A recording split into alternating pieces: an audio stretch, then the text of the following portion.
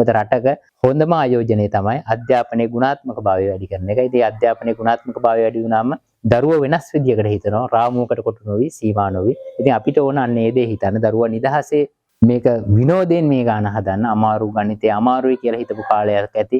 නමුත් දැන් එහෙම නැහැ. ගණිතය ගැන ඉතාමත් පහසු විෂයක්. ඉතින් ඒ වෙනුවෙන් තමයි අපි මේ ඔබ වෙනුවෙන් මෙහෙම නොමිලේ ප්‍රජා සත්කාරය අධ්‍යයත් කරන්නේ. ආයිබෝවන් ශ්‍රී ලංකීය උරුමය ලෝට ගෙනියන ඩිජිටල් සන්නාමය අරුම TV YouTube නාලිකාවට ඔබව සාදරයෙන් පිළිගන්නවා. පහේ පොඩ්ඩන්ට නොමිලේ ගණිත ගැටලු 500ක් ලබා දෙන මේ අපේ ප්‍රජා සත්කාරයේ තවත් එපිසෝඩ් එකකින් අපි මේ ඔබ මුණ ගැසෙන්නේ. අද අපි ඔබට ගෙනාවේ තවත් සුවිශේෂී ගානක්. දත්ත නිරූපණය ආශ්‍රිත ගැටලුවක්. ප්‍රාථමික අධ්‍යාපනයේදී මේක දත්ත නිරූපණය කියලා හැඳින්වුවාට මේක සාමාන්‍ය පෙළ ගණිතය දක්වා විහිදෙන ගණිත සිද්ධාන්ත කොටසක් තියෙනවා කුලක කියලා. ඉතින් ඒ කුලක එක්ක බැඳුණු ගානක්. ඉතින් මේක ඉතාමත්ම පහසුවෙන් විසඳන්නට පුළුවන්. අමාරු ක්‍රම ගොඩාක් ඇති. නමුත් අපි උගන්වන්නේ සරලම පහසුම වේගවත්ම ක්‍රමය. ඒක තමයි අපේ විශේෂත්වය.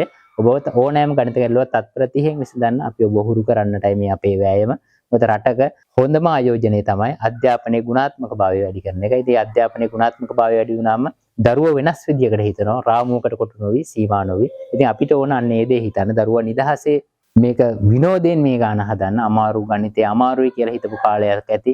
නමුත් දැන් එහෙම නැහැ. ගණිතය ගැන ඉතාමත් පහසු විෂයක්. ඉතින් ඒ වෙනුවෙන් තමයි අපි මේ ඔබ වෙනුවෙන් මෙහෙම නොමිලේ ප්‍රජා සත්කාරය අධ්‍යයත් කරන්නේ. ඉතින් අද අපි ඔබට ගෙනාවු ගණිත ගැටලුව තමයි එක්තරා සංගණනයකින් ලක් තොරතුරු වලට අනුව ගමක ගුවන්විදුලි යන්ත්‍ර ඇති පවුල් 27ක්ද රූපවාහිනී යන්ත්‍ර ඇති පවුල් 33ක්ද ඇති බව දැනගන්නට ලැබී ඇත.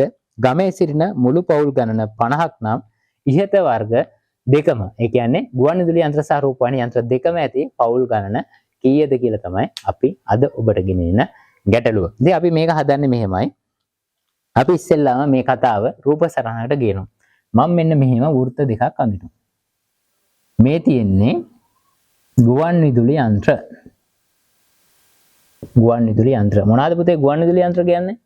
ගුවන්විදුලි යන්ත්‍ර කියලා කියන්නේ රේඩියෝ වලට. නේද?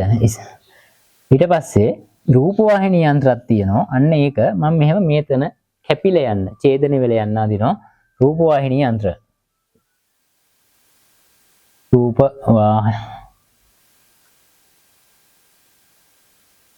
රූපවාහිනී යන්ත්‍ර. ඒ වගේමයි මේකේ කියනවා ගුවන්විදුලි යන්ත්‍ර තියෙන පවුල් 27ක් තියෙනවා කියලා. අපි ඒක මම මෙහෙම ලියා ගන්නවා. රූපවාහිනී යන්ත්‍ර 33ක් තියෙනවලු. හැබැයි මේ ගමේ ඉන්නේ ඔක්කොමලා පවුල් 50ක්ලු.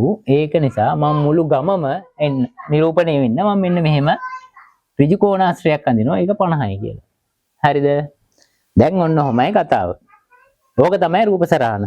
අපි දැන් මේකේ ඔක්කොම පවුල් 50 ඉන්නේ. ඉස්සෙල්ලා අපි බලමු ගුවන්විදුලි යන්ත්‍ර කීයක් තියෙද කියලා බලමු. 27යි 33යි මේ දෙක මුළු ගමේම තියෙන ටික ඔක්කොම එකතු කරමු. 27යි 33යි 7යි 3යි 10න් බිංදුව එකක් ඉතුරු. එයා මෙතෙන්ට ගියා 2යි 1යි 3යි 3යි 3යි 6යි.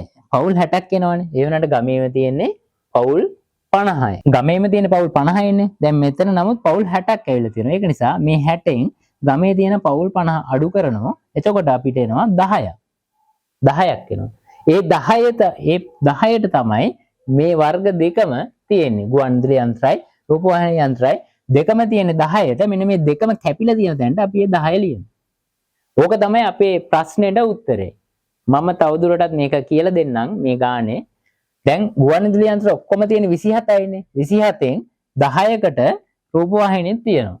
දැන් එතකොට ගුවන්විදුලි යන්ත්‍ර පමණක් තියෙන කාට කී දෙනෙක්ද?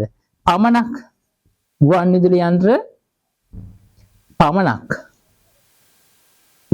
රේඩියෝ විතරක්. ගුවන්විදුලි යන්ත්‍ර රේඩියෝ විතරක් තියෙන කී දෙනෙක්ද?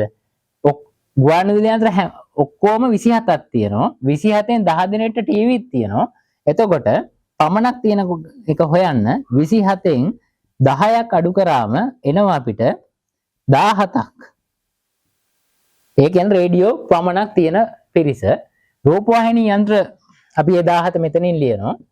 රූපවාහිනී යන්ත්‍ර පමණක් තියෙන කොටස හොයන්න ඒකෙත් මේ 33න් දෙකම තියෙන කොටස 10යි. ගුවන්විදුලි යන්ත්‍රය රූපවාහිනී යන්ත්‍රය දෙකම තියෙන පවුල් පිරිස 10යි. ඒක අඩු කරනවා. එතන 33න් 10ක් අඩු වුණාම කීයද? 23යි. ඒ 23 මෙතනින් ලිව්වා. ඔන්න ඕක තමයි මේ ගානේ අහපු ප්‍රශ්නේ මේක විතරයි. දෙකම තියෙන පවුල් පිරිස මම පමණක් තියෙන පවුල් පිරිසත් ඔයාලට කියලා දුන්නා. ඉතාමත් පහසුවෙන් මේක හොඳට අධ්‍යයනය කරන්න. මේ වීඩියෝ නැවත නැවත ප්ලේ කරලා බලන්න. ඔයාලට තේරුන්නේ නැත්නම් තියෙනවා නම් ඔත කාලයත් එක් කරන සටනක් මේක YouTube අවකාශයට මේ කරන වීඩියෝ එකක් නිසා මේ වීඩියෝ එක නැවත ප්ලේ කරලා බලන්න. ප්‍රශ්නයක් තියෙනවා අපිට කමෙන්ට් එකක් දාන්න. WhatsApp පණිවිඩයක් තියන්න අපේ අංකයට. ඔබට තවත් මේ වගේ එපිසෝඩ් එකකින් අපි ඔබව නැවත හමු වෙනතුරු ඔබ සැමට ආයුබෝවන්. බොහොම ස්තුතියි.